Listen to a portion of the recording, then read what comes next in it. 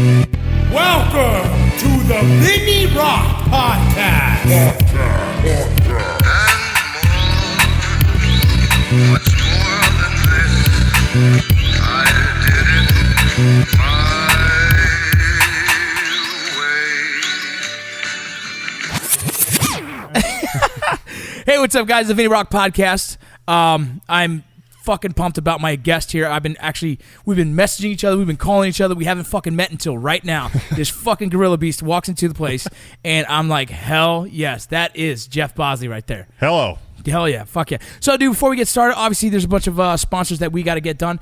There's a few. I'm not going to mention them all because I just want to get to this fucking interview. Obviously, let's see here. Warfighter Tobacco. You guys know I'm one of the owners of Warfighter Tobacco. Have you smoked any? Do you smoke cigars? I've had cigars, and I knew, actually, it was funny on the way driving here, I had this weird vision you were going to ask me about cigars. And No I was way. like, shit, the last time I smoked a cigar was at college. Okay, so before you leave here, I'll give you one. Okay. I have one in my backpack. It's in my truck. I'll give you one. All right. It's still fucking fresh, and that'd be dope. I'd love for you to just smoke it and just. Heck yeah. No, I can appreciate a good cigar. Yeah, there you go. Because the last one I had after the one in college was one I think I bought at 7-Eleven. So do you know the story behind Warfighter Tobacco? No, let's hear it. Yeah, it's all fucking, it's veteran owned. Yeah. It was combat veteran owned until recently. We had another veteran wanted to buy in, a Nice. very smart businessman, and we thought it would just be fucking perfect for the team. But it's veteran owned Nice. cigar company.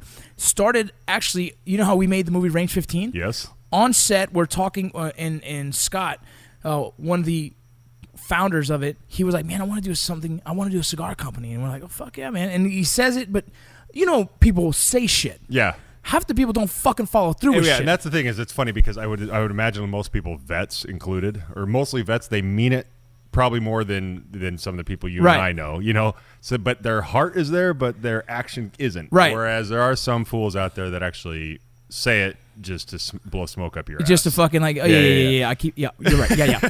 No, but this motherfucker did it. Nice. Okay. Yeah. So Scott That's did rare. it, which is fucking awesome, right? And so now you have me, Scott, John, and George, and we're doing our best to grow. That sounded almost like the Beatles. We're pretty much are the Beatles. Scott, John, Paul, and George. Yeah, we're over the here. fucking cigar Beatles.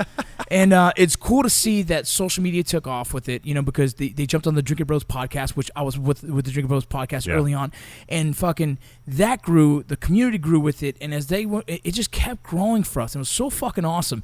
We went from a Dominican cigar to, we outgrew ourselves there, went over, and now we're with the Plasencia family, which is a very, very well-known cigar company. And they now roll our cigars, and we go, you know, the guys fly out there and fucking pick their flavoring. I'm in and- awe of this. Dude, it's so fucking rad, every time I dude. see you guys with the post, I'm like, what? This guy's in another mafia? These motherfuckers fly out there and fucking roll the cigars, and they taste them like, no, this is the one we want. And so, legit, we have our fucking hands in the pot over there in Nicaragua, and these fucking dudes are, it's amazing to see what they're doing, and it's just fucking, and I tell you right now, like, I'm more just the social media side of it because I haven't had the time to go out there. I want to. Trust me, I would love to, but I don't have the fucking time right now. And they get it. Yeah. But fuck, it's such a cool story, man. Warfighter Tobacco, the guys are fucking killing it. And I don't know, man. It's the culture that's it's almost like a subculture of the original culture of cigars. Cigars is that very gentleman, classy, you know what I mean? You're almost intimidated to be in a cigar shop thinking like, look, I don't know if I fit in here, dude. Yes. Because I don't know the exactly fucking lingo. What you're saying. Right? I know you know exactly what you're saying. Yeah, because I'm like, The only time I've seen a cigar cutter, and I probably not even know that's probably not even what they're called, is in movies when they cut off dudes' fingers. Yeah, exactly. That's Me too. And I thought like I needed one of those one day. That's the extent of my cigar knowledge. I'm gonna have a cigar cutter one day to cut off some dude's fingers. Yeah, I'm gonna have it in my pocket just in case some dude wants to fuck with me. And that's the thing, dude, is like you go to we go to this thing called IPCPR, I believe it is, or ICPPR. I don't know what the fuck it is. It's a cigar convention, kind of like it's our own shot show. Okay, yeah, that makes sense. It's a cigar shot show of cigars. Yeah, with less fucking what are those girls called? The gun bunnies. Gun buddies? Yeah, less gun bunnies. Are you the cigar bunny? I'm the cigar bunny. Wow, yeah, essentially. things are different. Yeah, it's so different. Yeah, and so we go out there, and it's fucking a week of fucking smoking cigars, trying them out, networking, meeting new people, and trying to sell more accounts, right? Like getting people to have your cigars in their shops. And it was the coolest thing is our shop, what is it called, a booth? Yeah. It's fucking military, dog. You have awesome. fucking some fucking Vietnam pictures. You have some fucking OEF pictures. You have. I picture netting. Yeah. There There's had to be netting. I was There's gonna camo say there netting. had to be some camo There's netting. fucking brass. Okay, Right. I was gonna say. And there's cool, like every picture is a cigar in it. Now, is everything with cigars the same as, I would say, like a brewery or something where you have a product and you're just trying to get, shop A, B, and C to distribute it, cut a percentage? Yeah, pretty much. Like, you're trying to sell wholesale counts. Okay, and like if you get a wholesale count, but what we're offering at those locations is like a package. Like, look, you're going to get a way better deal than just calling us any other time. Like, while you're here at the show, you get the package deal. Okay. And meaning, like, I don't know, say $10,000 will get you this, this, and this. And plus, very few cigar companies have social media like us. Totally. Oh, yeah. Which is fucking rad, right? Like you. Well, I would imagine it's one of those markets where there's actually it's probably run by a little bit more older. Right. World, so the demographic and is so different. They don't know how to use Instagram. And they're like, fuck Instagram. You don't need it. We're like, well, there's guys like us that are coming. It's gotta happen. It's changing the game. So enough of that. That's fucking Warfighter Tobacco is my other thing. The other thing I want to talk about real quick before we get into it is I went and played some baseball today, but it was a reminder of I am one of the I don't even know how to say this. It's called Hero Sports Baseball, or Hero Sports is the organization. It's a nonprofit that's started out in San Antonio. We're trying to expand it out to Utah next because I'm there. But we do sports for veterans, and it's one of the coolest things I've been a part of. It's the nonprofit that like I associate with myself with it more often because I do play baseball, right? Totally. And so we travel and we play on some of the minor league teams. We play against some other law enforcement teams or military teams. So it's not its own league. It would inject into leagues that exist. Yeah, so we jump into leagues that exist, but then we usually have a special day, right? And that one day a year, there's going to be one here coming up in Houston where we play against a local Houston veteran team. Okay. And we play hardball and we play softball, and then in the morning we teach kids it's like a baseball camp. Nice. It's a cool fucking thing. It's one of those things as much as I know is when you leave the military, the camaraderie is lost, and that's hard. Absolutely. We're trying to recreate that through sports because I think sports is probably the best simulation of camaraderie you can create. I absolutely imagine. Yeah. Right. Yeah. And that's the thing, especially since I came out here, and I'm sure we'll touch on this, is that overlap of. Obviously, I don't want to hang out in LA and get shot at, but there is there is a difference in a brotherhood. Here on out, disclaimer. I know I'm going to say things on the gender wrong, but my branch, same as yours, it was all men. So it's all men, right? People are going to have to deal with it. But the brotherhood or whatnot is, you don't get that, and that's why for a hot minute afterwards I was a firefighter because I at least got that camaraderie. Dude, and especially we're gonna have to talk about that. Yeah, and coming out into LA and all that for sure. I know of a couple sports things for that exact reason. Exactly. Where you're just sucking for it. Yeah. Just to sit there and bullshit, call people out, make fun of them. Because a lot of communities, whether you're in small town Idaho or unique LA, that it's not a society that is understood. Dude, you have to even go to the bar with a veteran. Yeah. It's been if I'm not, it's a fix you need, and it's not something. A PTSD warmonger. No, dude, need to kill and murder fix. It's just a sociological fix that you need. It's being part of a pack, yeah, right? Yeah, exactly. I think the tribe, the pack, the whole thing for sure. And so the cool thing is, right now in San Antonio, Papa John's offered them 20% of the order. Yeah, if you mention Heroes. Really? Yeah, no shit. So if you're in San Antonio right now, guys, please use that. Hit up Hero Sports if you need to on Instagram or Facebook or whatever the heck you need to. Ask them about the promo code. I believe it is Heroes. Heroes. If you tell them Heroes, 20% of your order will go to Hero Sports in San Antonio. That's to provide us with the money for equipment, for fees. Badass. Dude, it's fucking awesome. And we're hoping if this takes off, then hopefully we can get it throughout the nation. The next one be in Utah, whatever the case. But man, so let's get into you real quick. I'm done with this shit. I want to talk about you because the coolest thing is that I find my way into the acting community, and I'm like, man, is there any veterans in there? And there's a few of us, right? There's a small handful that are doing it, right? Yeah. A lot of people want to do it, and there's guys that had their foot in the door and they've been doing it for a while. Yeah. You're the guys that I look to as questions and answers. It's I kind of got thrown into it in a very unorthodox way, and so now I'm kind of backpedaling and saying, wait, where do I need to do it right? Up. Yeah. But then I've always heard about you. Oh shit. Funny thing is, when me and Billy J, we wrote freaking John Came Home. We were trying to produce that. You were the actor in mind. Yep. Billy's like, hey, man, I got this actor named Jeff Bosley. I'm like, bro, I know exactly who that is. Yeah. Right? And so it's funny. He's like, that's our first connection was John Came Home, which obviously didn't go through, didn't go down, and we're still working on trying to salvage that fucking Nothing project. in this industry is dead. Right. there you go. And so, man, first for the listeners who are listening, the one that's out there is probably my mom. Nice. Please. Hi, Mom. Please give a brief kind of description of your background until now. The A&E, or not the A&E, what is it? E! True Hollywood Story short version. There you go. What sucks, though, is I always use that joke, but Sadly, E True Hollywood stories. They're always a E True Hollywood story because when you're it dead. ended with somebody's Yeah, it's when you're dead. dead in an alley. Yeah, there was a drunk, murder. And then he murdered someone. Exactly.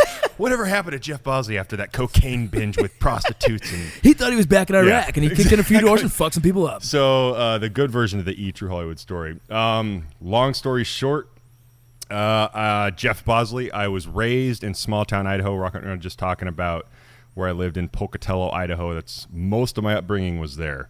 Raised not militarily. We respected the military. A couple of family members here and there were dabbled. And I was fortunately raised by an emergency room physician and a stay-at-home mom. Awesome. With that, I'm never going to deny that didn't come with, some perks, if you will, compared to some of my friends whose, parents worked for like UPS or, Right. some blue collar stuff. I didn't understand what it was like to have to wait for like my 2-week vacation per year with my dad. Yeah. I was really lucky there. However, he was raised by a Nebraska dirt farmer, so he appreciated the value of a dollar. Of some hard work. Yeah. So he had that that value of a dollar, and he was very careful with that. He didn't Scrooge away all his money, but he was smart with his money. He didn't go out of medical school and buy a Lamborghini. Something we all need. Amen. Right. And I know you and I are going to get into this, but I mean, that's the thing is like when I bought my Harley, Yeah. I did it with sheer utter fear. Yeah. Because I don't buy crap. Yeah. But it's like, I deserve this. No, you don't. I have this shoulder. Bro, devil I'm the worst. Yeah. Because I grew up without money, right? So now I'm Yeah. like, fuck money. I don't need it. Spend it, right? And then it's like, wait a minute. Wait a minute. Yeah. Daddy's got to eat. Yeah, my wife is just like, dude, you're fucking terrible with money. It's like, I know. Yeah, I don't yeah. put it in my pocket, right? Like, I have my own little account, and that's just kind of my spending money. It's the only way I save myself from not like, I'm buying a farm. Fuck you. Yeah, You know what I mean? exactly. And that's the thing is I'm on this weird slippery slope with that because I don't want to say I came from money because it wasn't that way. I came in a world where my dad, where I was going with that is my mom was very opposite of my dad growing up. Very blue collar. Yeah. Her father my grandfather worked at like the local factory, Right. scraping by and all that. So with the amalgamation of probably the biggest word I'll use tonight of that marriage brought me to like crazy value of a dollar. Yeah. Like my mom, I was raised by a doctor, but my mom said, here's $20 for your shoes. If you want those Air Jordans, you find the other $100. Figure out the rest. Yeah. So they were really cool with that. Well, dude, your father didn't get to where he was by just fucking giving. They didn't hand it to him, motherfucker. Totally, right? and that's like, the thing. that's, Yeah, that, and it's generations have changed, and that's Right. the thing is it's cool because I look at, because of my background in the military, I overlapped with a lot of physicians, and I don't. This will be our old man comments. Is like things were back when we were young. Things are just different. They are. Like I think every job has an ability to have people that have it handed to them despite the work that's required. No, I hear you. Doctors still have to work their ass off to be doctors, but there's still like this handed to-edness to some of my young. You were in selections with me. You were in selections before. Yeah. And there's dudes that just get by, and you're Yeah. like, that motherfucker. Who the fuck is Yeah, the great man exactly. in the room, right? Yeah. Just never got noticed, right? Yeah. He just did enough Yeah. to get by. No one noticed him. That happens. Yeah, and I know that's the thing is a lot of people are like talk about like I don't want to be that jaded bitter dude no matter what career field where they talk about like you got to earn it and suck and miserable.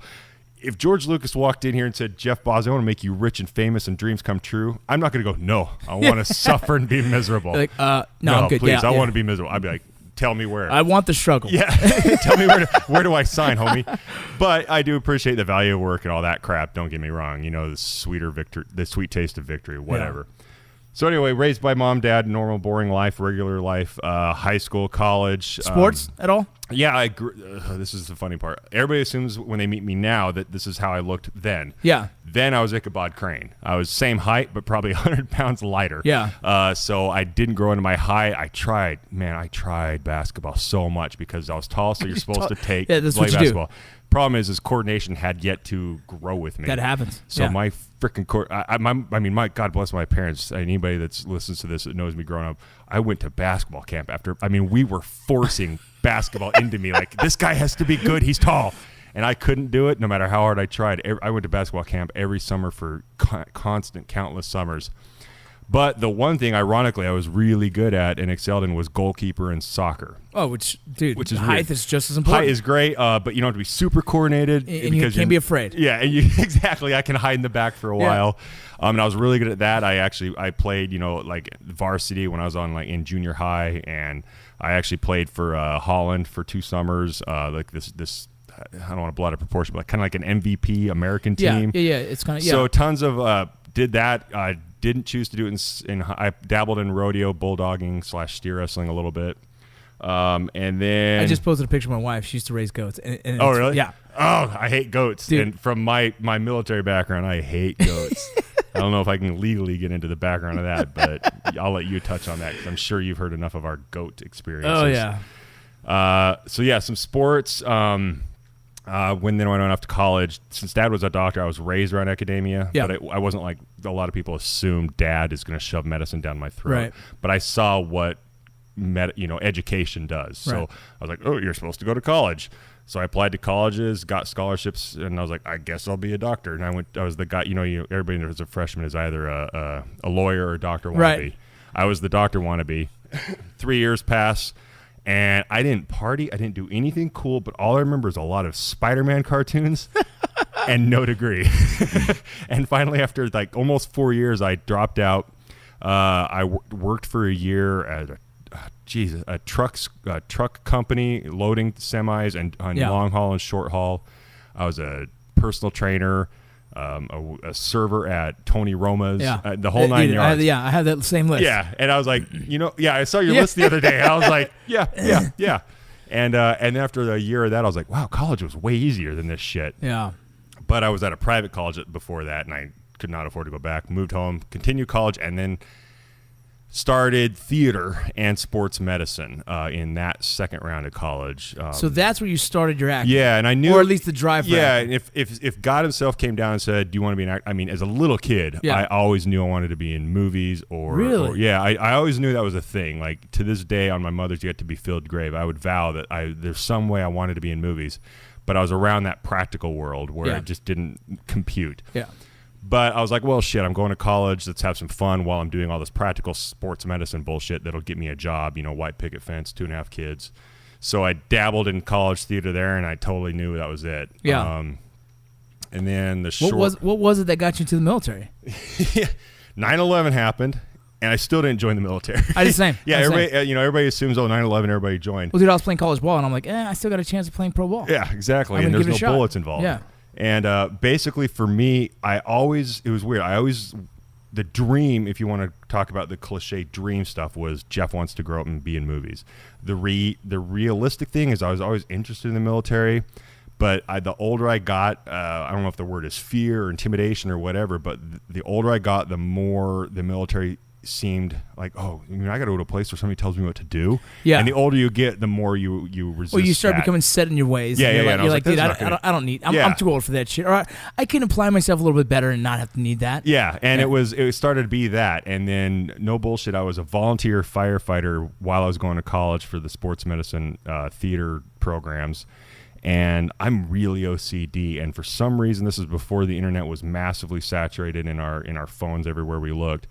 But I just assumed, or I heard a rumor that you couldn't be over like 24 and apply for special forces. Yeah. So somehow I accepted that as fact and just went on with my life. And I was talking to a guardsman or reservist that was a volunteer firefighter also, and I made just an offhand comment, and he goes, you can apply for that. I was like, no, you have to have a waiver. And he goes, no. I was like 27, 8 maybe at the time. I was like, what? Ran out of the recruiters the next day, and I actually went to the Marine recruiter first because my brother was a Marine. I did the same fucking thing, bro. Yep. It's awesome. And brother, I don't know the whole rules, but he is a Marine, not active, I guess. And so I went to the Marine. Yeah, former Marine, but he's probably going to crucify me for saying it that way. But yeah, I don't know. My dad's a Marine, dude. Trust me. Marine, but not. And but their office was closed. They're out to lunch. I was like, no disrespect, but I was like, I sure as hell ain't be in the Navy or any of the other ones. So then I went to the Army one. They were still open.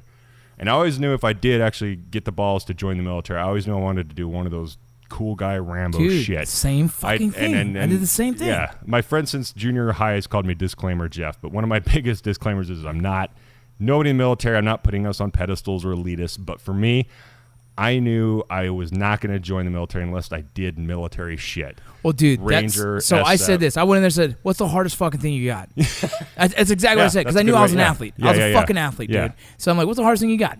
I want to see, because dude, I'm going at 23 years old, and I'm like, look at motherfucker. You're raring to go. Yeah, let's go. Yeah. But if we go, I want to fucking go. You didn't want to like, be an X-ray tech. No, I wanted to see this motherfucker and like see like, oh shit, he's actually shooting at me. Like I wanted to see it, dude, because I'm 22, 23, and I'm like, dude, I'm probably gonna die at war, and I'm okay with it. So let's do this, right? But let's do it. Yeah. So I said, hardest thing you got? He was like SF or Ranger. I was like, cool, let's take this fucking test. I took the test, and they were like, well, you didn't score high enough for Special Forces. I'm like, well, fuck, what can I do? Ranger. I'm like, you got it. I'll take it. That's so badass. Yeah, that's where my nerdery paid off. I won't lie. So I joined long story short, joined SF. I enlisted that day and then proposed to my, at the time, girlfriend the next day. So in retrospect, anybody fucking knows private. Yeah. Well, that was the thing, is to my best friend's knowledge, Jared, huge shout out. He's been my military Yoda my entire life. He goes, well, if you're going to get married, you might as well do it before you go. Family separation pay. Yeah, all that. you get some Like, money. I don't know what you're talking about, but money. Proposed to her the next day, and in retrospect, because I divorced and she and I, man, I almost lost it there. I wanted to be not PC about my marriage. Yeah. But I do not like her a lot. But I'm really glad it went south. But I still find it. I would give anybody this advice: enlist in the military right after you propose, because you don't have to be here for the wedding planning. It was awesome. That's funny. And this was back now. I don't know. It sounds like they can have cell phones and calls home. Well, this thing, dude, I'm a drill Sounds sergeant. like basic. Trust me. Oh yeah, shit. Okay. And here's the funny thing is, like, you also have, that's the same plan you do when you get someone pregnant, right? Yeah. You get them pregnant. And be Get gone for the deployed. first year. Be gone for the first year. Yep. And you'll be like, come back and like, look at this. This is easy. Kids are fucking sweet. And You know? she's like, I'm gonna murder you. Like, kid don't even know who the fuck you are. You're Yeah. like, you know what? I missed all the weird sloppy shit, right? Like, so I'm good. They'll remember. Their brains aren't formed. So how many years did you do in the military? Just under 9 total. Oh, shit. I was an SF medic, and I hate, no disrespect to the medics, but I wasn't a medic per se, but I was a Special Forces medical sergeant. Tons of medical school for that. So you did all the force. medical stuff. Yeah. So you guys did SOMC. Yeah. And then you did, but the full course. Yeah, the 57-week course. Right. Cool. And I had a lot of injuries along the way, so that added here and there. Yeah. I've since forgot, like, injury hold or injury holdover shit. Yeah. But yeah, that was that. I was Did like, you deploy it all with SF? yeah. Cool, I deployed, played in the Middle East. You like it? I loved it, and it's funny. And I'm sure you're the same way. Grass is always greener on the other side. You don't realize, like, I've told you this there's a bunch of little Special Forces Brotherhood groups on Facebook, which seems like an oxymoron. Rangers have it too. Yeah. We have it too. But I do wish I felt and knew what I knew now when I was there, because it was a blur. I wish I took more pictures while I was in. Totally, yeah. Well, that's my biggest thing. There's guys that have all these cool fucking hero shots. And I'm like, motherfucker. Yeah. I have like one, and I'm closing my eyes. You And know what I mean? And are you the same way as me? Like, we're on the internet and we're on social media, like, just little. I always people say, "Hey, are you online?" I'm like, I'm online more than online. like I'm some always like online. Asian tween. I am online. I'm a online lot. all fucking It's embarrassing. day. I don't want to miss shit. But everybody assumes they're like, "Oh, you've been that way your whole life." I'm like, no. In SF, we had fake Facebook accounts. Yeah. And that was it. I was on MySpace for like 2 months. I had a fake. My Chico Gonzalez was my face. Was my I was Brian my face, Anderson. Yeah, and sounds fucking like a I had serial a killer. picture of fucking Che Guevara, right? You know, it was just I was such a fucking dumb fucking kid. turd. Yeah, I was a dumb kid. I'm like, I don't want anyone to know who I am at all, or even associate. When people ask me what I did for a living, because back then I was when Rangers had longer hair. Oh, okay, we were allowed to at that time. Yeah, and I was a swimmer. And I shaved all my hair before I started swimming season. Awesome. Like, you know what I mean? Like, I just swam for Washington.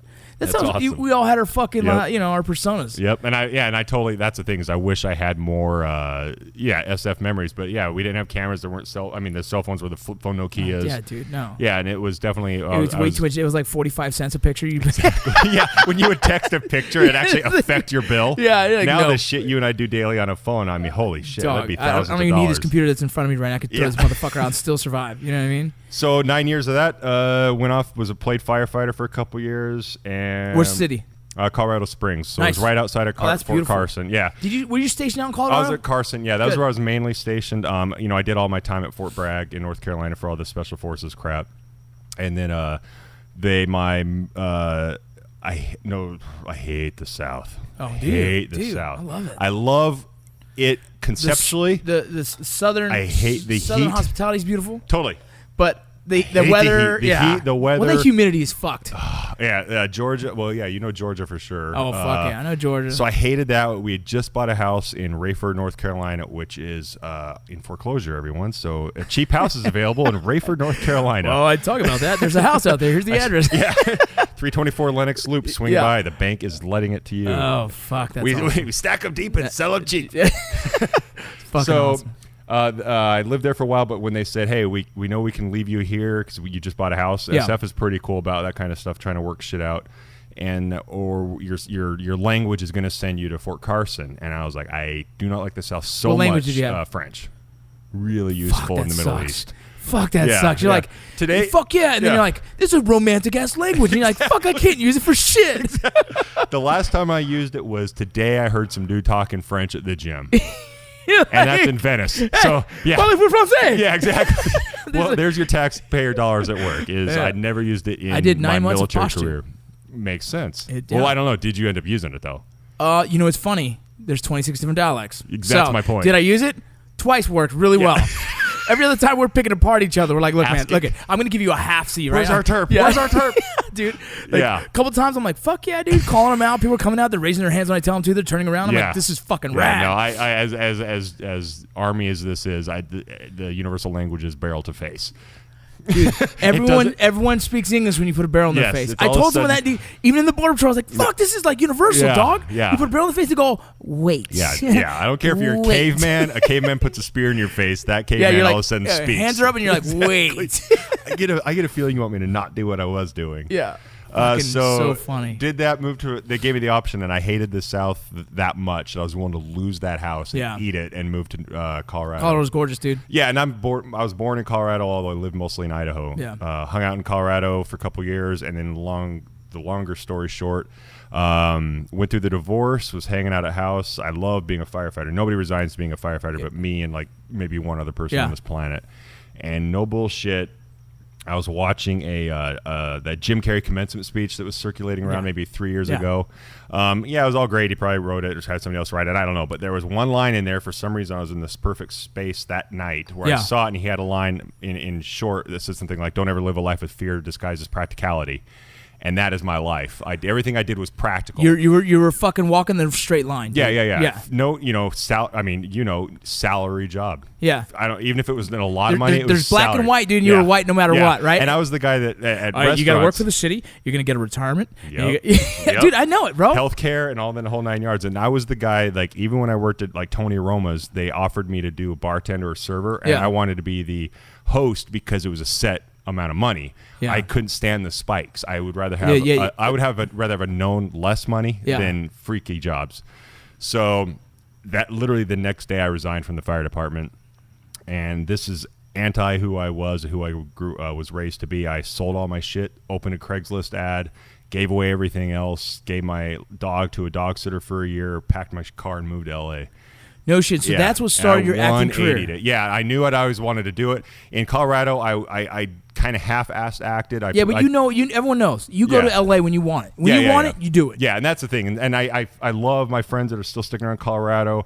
But the problem is and I say this after I'd done it, people are sticking around not making the move out of fear. Yeah, And- 100%. or inconvenience, kids, life, Well, whatever. rightfully but it's fucking terror. so, though, dude. You know how hard this industry is. Yeah, I mean, I went from the same as you, like military salary, awesome, huge house in North Carolina, great house in Colorado Springs, Colorado, to no fucking clue where my money's coming from, to living on a floor. Bro, that is not who I was. I went 3 fucking years. So my whole thing was I have 4 kids and I need to make sure they can fucking live. Yeah, You know what having I mean? kids is a whole right. other beast. And so it's like You gotta when I keep got other into people Border Patrol, alive.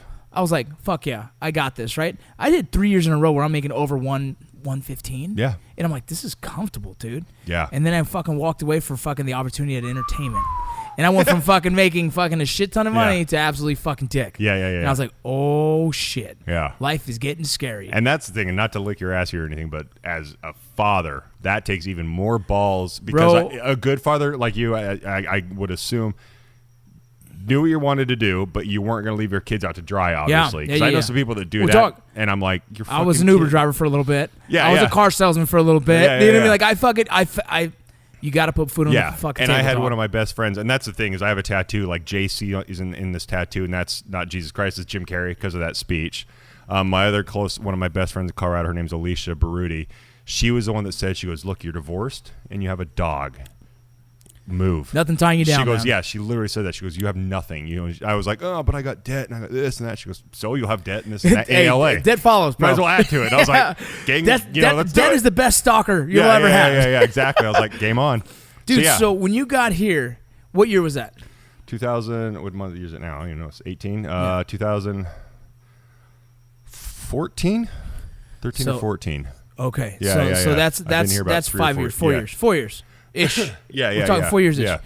Since then, what have you done in acting that you're that's even worth mentioning, right? Because when you're doing it, you're doing it. Yeah, that's the thing. The one thing I vowed, and this is a convenience thing, and I owe a lot of friends a lot of time and or money or just gratitude, because I moved here and vowed to only work. Right. I was a bouncer for like a week. Yeah. And I honestly don't think I've had any other jobs. I didn't do the personal trainer thing. I mean, I vowed to only, because I looked at it like this, is I could be a Swiss Army knife full of like a bunch of dull web tools. Yeah. Or I could be a fucking scalpel that might be used every once in a while. Yeah. And I was like, if I'm going to do this, I'm going to do 1 billion%. You're going to be the scalpel. Yeah. And I knew at the end of the day, my conscience was clear. And that's the thing, as I came here older, and I think our military careers kind of got there too, is I differentiated between like the whole put your oxygen mask on first when the plane is crashing. Yeah. I looked at everything that way. I was like, my conscience is clear that I'm going to, any job I have or any job I don't take or anything I do is because I need to fucking eat.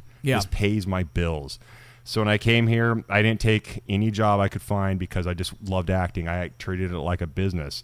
And you know, and you'll know this as well as I do, is it's who you know. And like I got jobs. Yeah. Next minute I know I'm in a literally a threesome bedroom scene with like Uma Thurman and Maggie Q in my underwear. Yeah. And just shit like that, just big random shit. I got some cool shit through my agent, like on TV shows like Brooklyn Nine-Nine. And well, dude, soaps. Being special forces and a combat veteran has to so for me, like obviously, you know, I'm very new to this. Yeah. But that has to hold a lot of water here for some people. It does and it doesn't. That's the sweet spot, and I'm still in the middle of working that out because Navy SEALs have a new TV show and movie every week. There's like 4 fucking shows right now. I played more Navy SEAls than I played anything else. Can I play a special forces guy, please? Damn, I'm pretty. The SOPs are so different. Yeah, exactly. Like I have great hair and I'm tall and I got muscles, so they're like, you're a SEAL, right? And so it helps and hurts. And when I first got here, I went gung ho on I'm a vet. I was a Green Beret and all this, and it got to the point where I can't think of who to credit this, but they said people are not, they're gonna dilute that you're an actor. Like obviously everybody in LA is an actor, so you want to be that actor that stands out somehow, but you don't want to be the vet that acts. You don't want to be the guy that they're doing favors for because you're a veteran. Yeah, and so there's a real, and obviously with this, you know what else? I bet you intimidate people. Yeah, and that's the other catch is there's this weird sweet spot in pimping yourself out without being overbearing, but you also got to stand out. And I was navigating those waters, and that was the one of my things from I think it was a manager. She said, like, if I was auditioning for badass role X, she goes, if you come in and you're jovial, nice Jeff like you are, they expected you to be this hard ass badass vet. And so you're not getting the jobs because they can't dissociate the two. Yeah, they're like, eh. So she goes, quit. I had to actually change my persona pre-audition and post-audition based on the role I was auditioning for. And if it's a Disney Channel show, I don't fucking mention the Green Beret thing. It serves no purpose. Right. So it helps and hurts. Like they'll be like, hey, that tall guy with tattoos, he was a odds are they're probably back in their office going, he was a SEAL, something like that. Right. So that helps. Special something. Yeah. So it helps if I pimp it just right. Well, because at the end of the day, it's know your audience. And that's exactly what it is. Is just like whether you're selling alcohol or tobacco or whatever, you got to know your audience. And I learned this, and I tease this. I use it as a hashtag, but I literally use, like, I call it Hollywood psyops or Hollywood seer. I literally have look at the audience and figure out how to not maliciously but manipulate the delivery of what I'm doing. It's all sincere and genuine, but I choose what they see because I know. To discredit, now you might agree to this, is I love a lot of my vets that are in this city, but some of them are doing the veterans in entertainment a disservice. 100%. I mean, I think that's in every fucking sub group demographic. You have the few that are going against the grain and not for the Yeah, good. yeah, right? yeah. No, there's guys that are using like, oh, I'm a veteran. What, you're not going to give me a chance? What the fuck? Yeah, dude, and here's the thing, and I say this, and I'm my own worst enemy with this, but like a lot of stuff, and I'll like at the end of the day, acting is acting, it's art and all that, and I never discredit it, and it's artsy fartsy, whatever. But we're not curing cancer here. No, I don't care if you're Robert Downey Jr. or The Rock. You're entertaining. That's it, and it's cool, and you might strike a tear or whatever. But at the end of the day, get the best damned actor. And if that happens to be a vet that happens to be able to carry a gun, that happens to walk the talk, have the 1,000-yard stare, thumbs up, even 100%, better. 100%. But get the best actor. it's in everything though. And, In everything, yeah. it should be that, right? And I think you're get right. the best person for the fucking job. And that's the thing. And I think a lot of people, myself included, I think there's a little instinct of the human thinker, like, oh, it should be me, not this guy.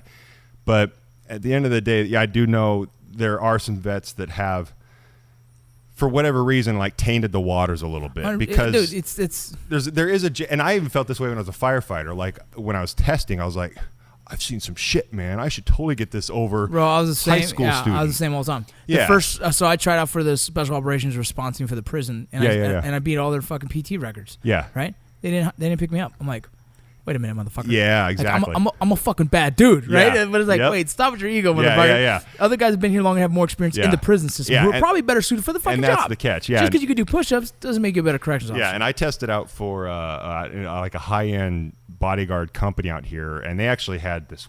I mean, I felt like I was doing counterintelligence work, just going to their. Gavin DeBecker? Yep, didn't get it because I don't know why.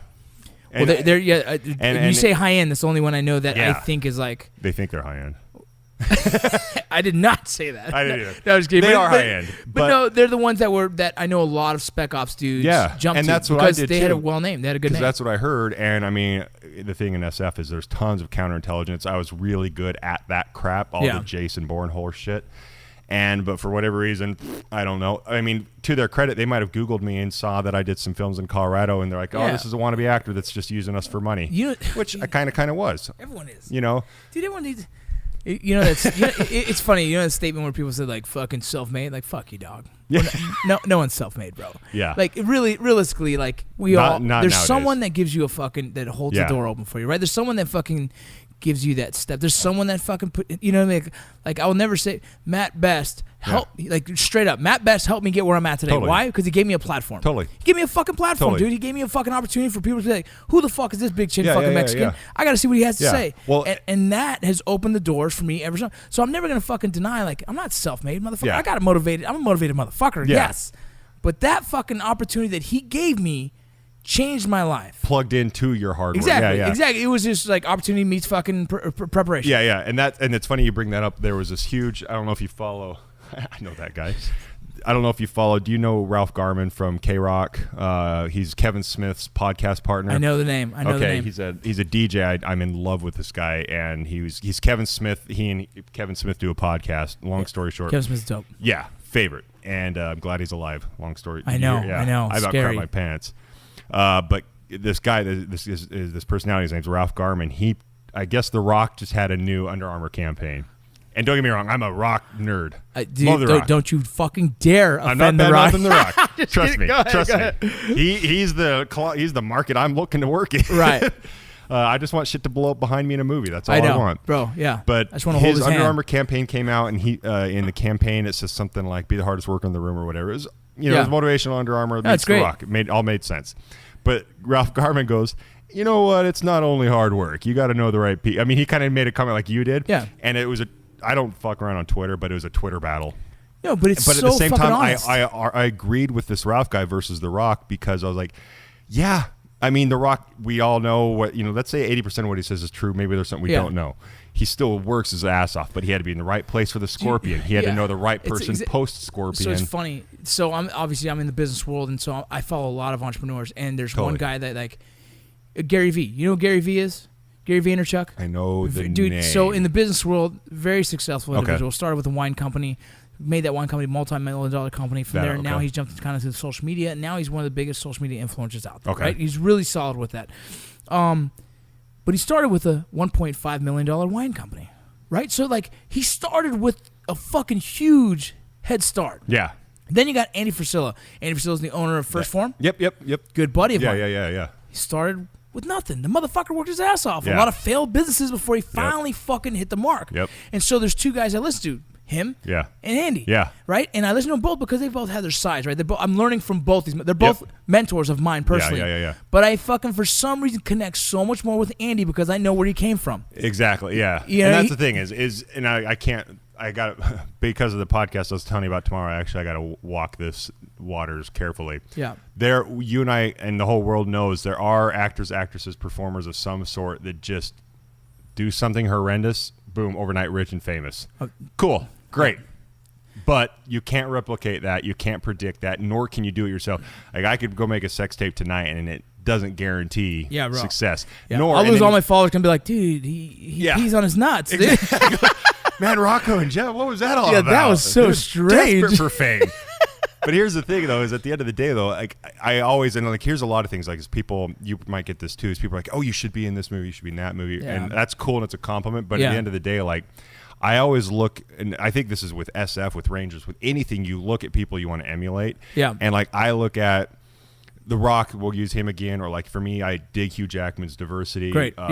X, Y, and Z, but you never hear about weird, stupid shit they did. Right. They might have said no to something at the risk of elongating their struggle. Right. But, no disrespect to anybody that does this. I'm disclaiming tonight. But Hugh Jackman never did reality TV. The Rock never did reality TV. It's a thing, dude. X, Y, and Z. And that's, so it's funny you're saying that because I write all the time. I have these weird blogs. And one of the things I've been sitting here thinking about is like, man, I want to make this acting career, I want to make it off being who I am. Right?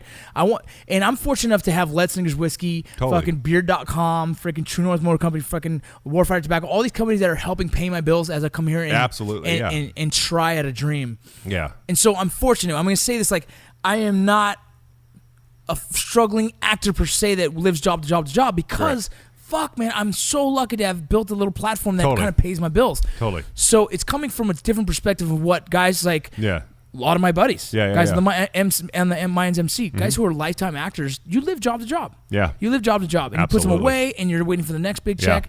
And it is what it is. It's a beautiful thing, right? It's a beautiful struggle. It does, but I don't think, and that's the thing, is I think some people on both sides of that equation, like I've seen people that would hear you and think he doesn't want, or he's not as much of a real actor because he has a.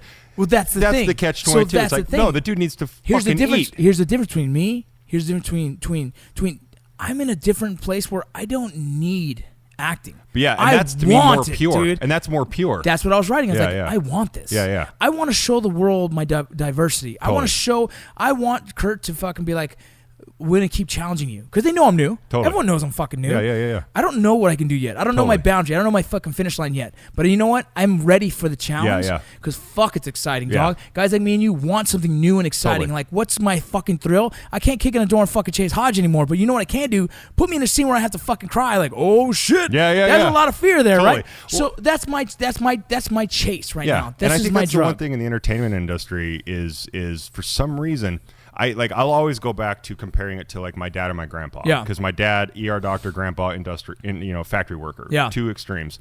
But if my dad didn't grow up and if his dream wasn't to be a doctor until college, nobody questioned it. Yeah. If my grandpa, situationally became a factory worker, after high school, nobody questioned it. Yeah. Only in our industry, including maybe music, is there a chance for somebody to go, that person, it wasn't his dream since he was 3 years old. He doesn't want it as bad.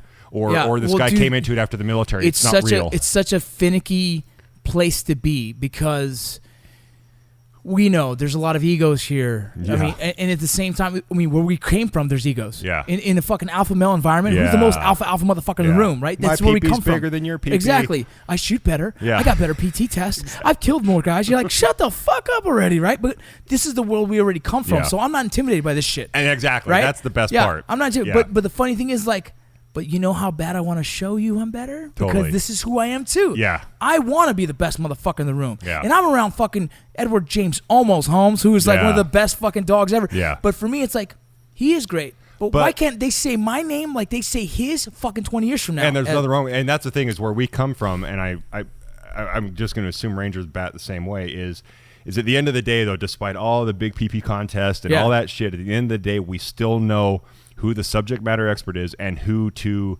emulate if you're not the best. Dude, that is exactly. And that's what I would look at my warrant or my go chief. where your team leader goes, shoot where your team leader shoots. You know what I'm saying? It's the same thing. And especially if you're the new guy to, wherever, however your guys it was, but for us, the new guy to the team, you dared to walk in there and think you knew shit. No, yeah, you shut the fuck up and learn. Speed. I tried that one day, no joke. Here's my war story. What were those called? The damn IO. Did you guys ever Rangers? You guys had like the bone IV that went into a bone. Oh, it's called a fucking it's an IO. IO device. It's an IO. Long story short, for those listening, it's basically an IV that is spring loaded into your bone. Yeah, it goes directly into the bone, so you can fucking you administer hydration faster. Yeah, and it's if you can't get a vein, but basically the way my day one story is, I thought I knew I was cool, and I got an IO Jesus style through my palm. Like, pinned down, ka-ching, I'm like, ah! So I was like, oh, you know what? I don't know everything. I am the new guy. Maybe that's not where it goes. Yeah. So, and I think that's where we came from, and I tell everybody this constantly. If the 18-year-old Jeff came to LA, I'd be some arrogant, stuck-up, jaded, I think I'm better than you, I deserve 100%. this guy. I grew up here, dog, and I thought I could do it. Totally. You know what I mean? And I think coming here now, I guarantee you're the same way. It's like, oh, your feet are sore. But on the flip side, you hear somebody going, "Oh, I've been on my feet for 4 hours." I'm like, "Oh, crap, bro." I sit there, but we learned to keep our mouth shut. I'm like, don't be that guy. Yeah. Here's the thing, bro. I am so fucking lucky to be in the position I'm in because, like honestly, it's one of those things where timing was so fucking perfect, and I'm in a dream position. Yeah. But also, I don't take that for granted. I sit there and. Who else can learn as fucking lucky as I can? I'm sitting here in the mix watching these motherfuckers like Richard Cabral, fucking Emilio fucking Rivera. I'm fucking Clayton Cardenas. I'm watching these dudes act in front of my fucking eyes in scene, and I'm like, they're so good. You know what I mean? But dog, I got the best acting class ever imaginable. I'm forced to fucking be in there and fucking compete. Yeah. And not even compete. I'm forced to fucking to meet the standard. Yeah, you got to hold your position. I got to hold my own, dog. Yeah. It's a fucking dogfight in this fucking. Every scene's a dogfight. And like, hey, if you fall short, you potentially can get killed off sooner, right? So it's this challenge I have right now, which is fucking exciting. But this is like the world we're in. Yeah, you know and that's the thing is a lot of people, family or friends, fans or whatever you want to call them, don't realize. I mean, they do realize that you and I are in industries that are based on money. Yeah. But the decisions are based on money. Yes. And if Jeff is too tall and he doesn't look good next to his co-star, dude, we're not going to cast a guy. He might be a great guy. Yeah, it doesn't matter. If he makes he makes the main actor feel insignificant. If the number one, if the number one dude is like, you know what, that guy's way too tall, makes him look short, you're fucking gone, tall guy. Christian Bale, I love you, man. I just did a movie with him. My entire role changed when they got me in camera next to him. Yeah, because you made him look small. Yeah. You destroyed the ego. Completely, my lines, you know what's funny? Character, everything changed. That's how finicky this world is. And here's the reality of it. And right now, in the room right now, I got fucking Jack in here because he's next on the podcast. Another actor in LA, we veteran. both go to Strasberg Method Acting School. School. Super excited to have both these guys on here because I thought this would be great subjects. But the thing is like, fuck, man. It's such a finicky thing, but you know what? You have to play the game. We have to, because look, there's not enough veterans right now in Hollywood. And you know what? And if you open your mouth and you're the dick, we're never going to have an opportunity. Yeah. There's guys out there like, fuck Hollywood, it's so fucking liberal. Like, you're not going to hear me say that because I want to fucking put a footprint on this Hollywood. I want to make it so that the rest of the veterans have an opportunity and see there's direction there. Well, this is the opposite of drill sergeant. Is the thing you were saying? What did you guys always say? Don't mistake kindness for weakness. Exactly. We have to play it slow, smooth, and kind because if we become the abrasive right-wing NRA life member fanatics, it doesn't mean we disagree, but to incept any industry, particularly this one, to do justice for our brethren, you, me, other vets that want to follow our lead, you gotta be quiet. You gotta be like a lot of my SF guys. It's infiltration, right? Yeah, exactly. That's what it is. Yeah. But the thing is, it's not with ill intent. That's the difference. It's with the opportunity to tell our story the way we want it told. And that's the thing is, a lot of people misunderstand that for some sort of malicious, hostile takeover. Right, no. And it's like, no, we just got to play the game. But you know what? It would be nice to see a uniform fucking done right on a fucking military show. It would be nice to see dope tactical fucking things going down. It would be awesome to see a story told, not from Clint Eastwood, who I love. I love. But from Jeff Bosley, who actually did this mission. Things like that for me is like, why can't we, like, shit, I even says in my little, I do a 5-minute podcast called Vinny Thinking. Yep, it's on another app. It's called Anchor.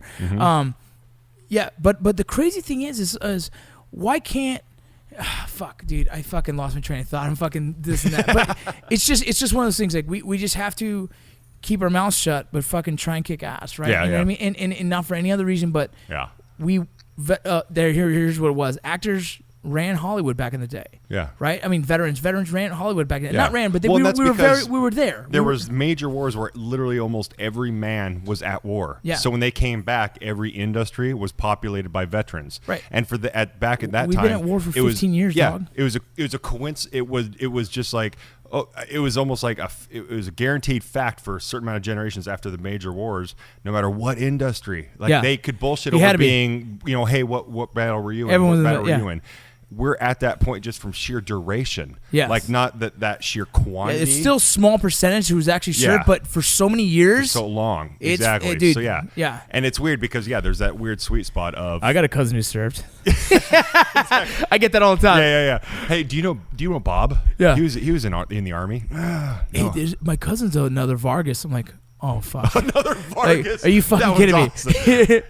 Yeah. Like Han in the Chinese dictionary, right? Well, fuck, dude. We're coming close to the end of this, man, and we're gonna have to do a part 2. Yeah, no shit. All right, we get passionate. This is cool. This is fun, and it's cool to hear more about acting. It's cool because it's cool to talk to guys that are doing what I'm doing now, and it's such a fucking, I guess, breath of fresh air for me. Yeah. I love my fucking co-hosts, my co-stars. I love these dudes. They're so fucking amazing, and it's been the camaraderie that what's going on right now with my dudes is fucking beautiful. And it reminds me of my military friends and all that stuff. But it still is cool to talk to other guys that are kind of walking the same path who have a similar background. Yeah, you know what I mean. That's why I got Jack on the next podcast, dude. But he's a good example. But that dude's he's fucking awesome, dude. But dude, this is your go for it, dude. Whatever you need to plug or anything, I would love to give people your Instagrams, your Facebooks, your fucking whatever you want to do. And then we're gonna close this out, man. We're definitely having a part 2. Oh, well, it's easy. Luckily, because I'm not a Vargas and I don't have a very generic last name, I'm pretty much the only Jeff. I am literally the only Jeff Bosley out there on any level of social media. Well, that's fucking outstanding. Yeah, I don't know how I lucked out. Like my website, jeffbosley.com. You know how many fucking Vince Vargases? I had to buy VinceVargas.com from another motherfucker, dude. Yeah. That douche. Yeah, so everything about me is Jeff Bosley or the Jeff Bosley. I've been very lucky. Yeah. I'm just looking at my dang Instagram to remind myself what's coming up. I should know better. I'm the worst PR guy. No, it's all good, dude. So if you guys check out Jeff Bosley, either way, but I know you're doing a podcast tomorrow. Do you want to talk about that at all? Yeah. Where people can tune in? I mean, obviously, so this is going to probably get published in like 4 days from now. So, but still, they can go check it out. What's the podcast? It's honestly, I'm the guy running the show, and it's actually for my fiance, Pauline Nordine. She's a CEO, founder of Fighter Diet, and she's doing a huge thing. Fighter Diet. Fighter Diet. I like that actually too. I do too. I was going to tell you, you better go get that, dude. Yeah, exactly. Before this, buy it. Yeah, that's I'll get dope. home. It'll be like Fight or Diet. I like it. Yeah.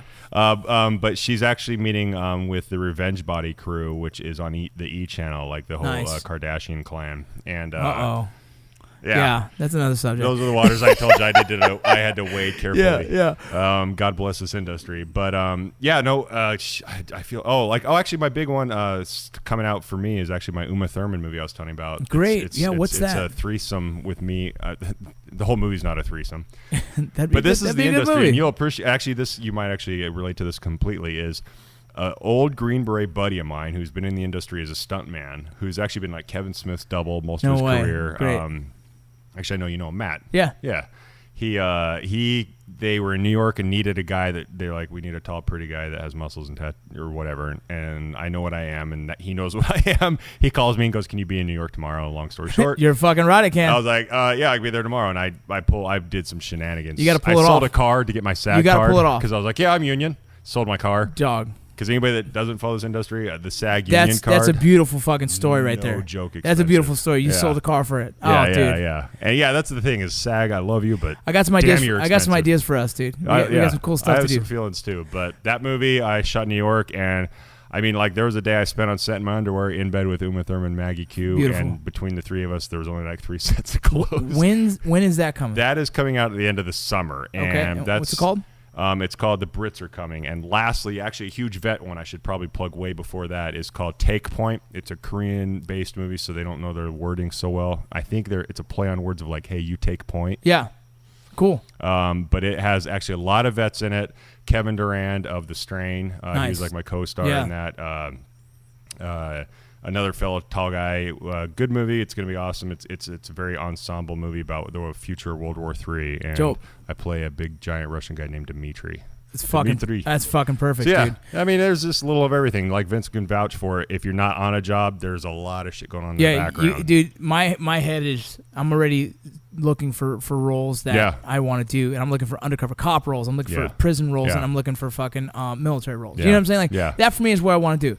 I would love to play a fucking dope ass dad who's tatted up and fucking in society, but like those are probably few and far between. I'm gonna have to write that for myself. Do you want to eat or do you want to act? Yeah, exactly. Well, fucking, hey, Jeff, it's been awesome to have you on. You guys go check out Jeff Bosley. I'm telling you right now, he's gonna be fucking another one of those guys that are gonna, for the veteran community, in my opinion, is an awesome voice. You know what I mean? And it's nice to see someone out there with a very similar mindset of what we're doing and what we're trying to do for the veteran community, man. So thanks for coming.